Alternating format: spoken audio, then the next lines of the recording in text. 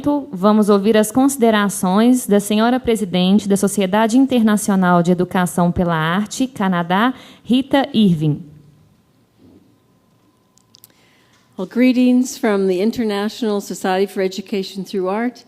And I do want to start off by apologizing that I can't speak in Portuguese, but I certainly have admired many of my Portuguese-speaking friends who I have visited, not only in Brazil, but also in Portugal and other places.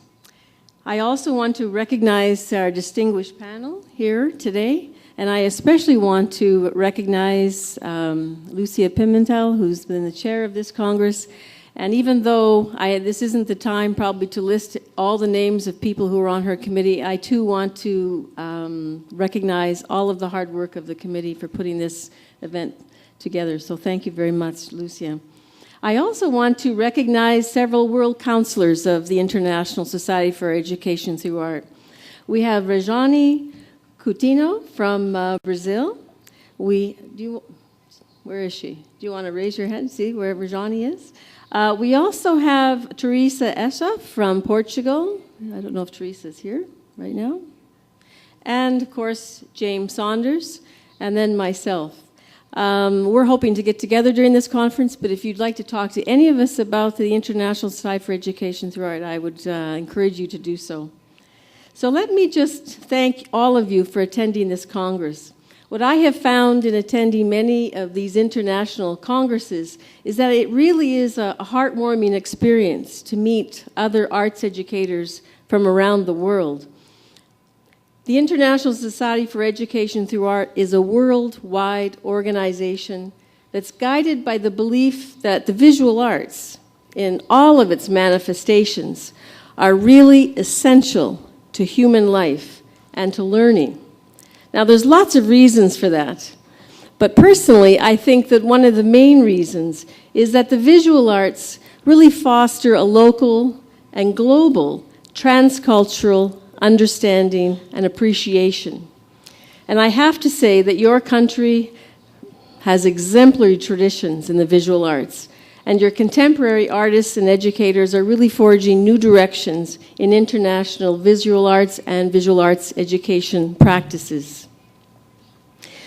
Let me speak a little bit about INSEA so that you have a sense of who we are and how we're related to other organizations in the world, knowing that at a round table in a few minutes, we'll go into more detail on that.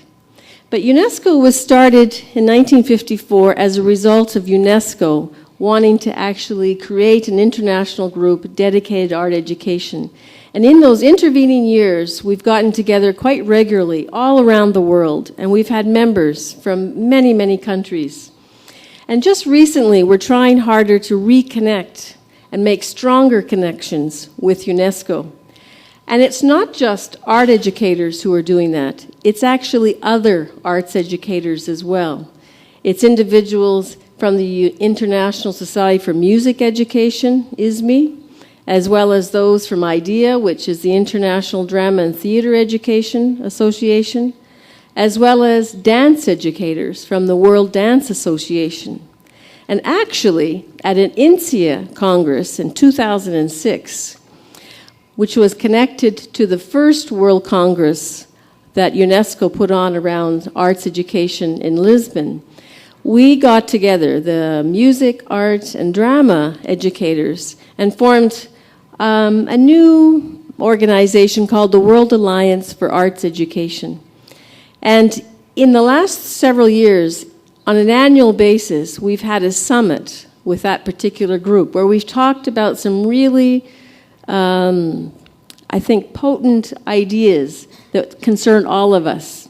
We met in Hong Kong to talk about creativity. We met in Taiwan to not only talk about creativity, but also other cultural and transcultural ideas. And then about just a few weeks ago, we met in Newcastle, England, to kind of prepare ourselves for the next World Congress that UNESCO is hosting in Seoul, Korea. And then, as James has just mentioned, several of us have been to Bogota, where we've had another World event sponsored just for Latin America in Bogota, and it was quite a moving experience. And I'm hoping that later we have some time to actually talk about that in more detail. But just to kind of summarize with INSEA, I'm hoping that in the next few years that INSEA can really respond to a lot of the regional interests. As Jim was alluding to just now, we're trying to be more connected regionally with those countries that have had some difficulty being members of our organization by creating a new website with new access.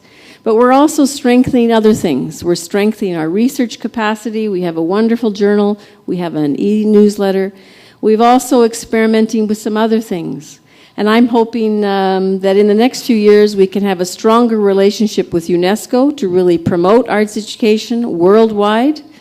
Because if there's anything that I've learned in coming to some of these congresses, it's that there are fantastic projects around the world and that there are arts educators doing incredible, incredible projects. And why we come to these kinds of congresses, it's because we want to learn from one another. We want to hear what each other's doing. And in an international forum, it's incredible to learn what people are doing globally and certainly in transcultural initiatives. So thank you very much for inviting me to this Congress, and I'm looking forward to learning more about what's happening in Brazil, and I'm also looking forward to sharing some more about what's happening in the INSEA and with other organizations who are partners. Thank you.